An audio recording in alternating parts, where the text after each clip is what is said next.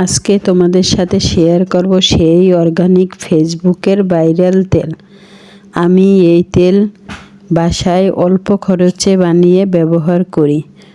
এখানে আমি কি কি নিয়েছি সব তোমাদেরকে বলবো। নিম পাতা, মেহেদি পাতা, অ্যালোভেরা, তেজপাতা, আদা থানতুরি পাতা, তুলসী পাতা, পেয়ারা পাতা, দুলবা। দেখো এখানে কি নিয়েছি। মেথি, আমলকি, চীনাবাদাম, পেঁয়াজ, রসুন, রোজমেরি, বহেরা, কালোজিরা, লবঙ্গ, হরতুকি। আমার কাছে জবা ফুল কিংবা পাতা কিছুই ছিল না। তোমাদের কাছে থাকলে তোমরা নিয়ে নেবে। আর নিয়ে নেবেন নারিকেল তেল।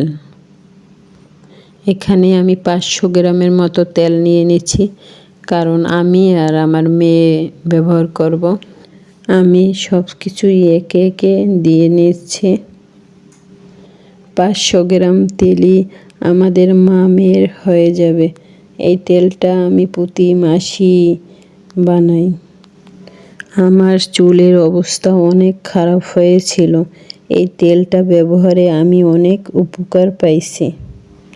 এখন আমি চুলাটা জ্বালিয়ে দিব।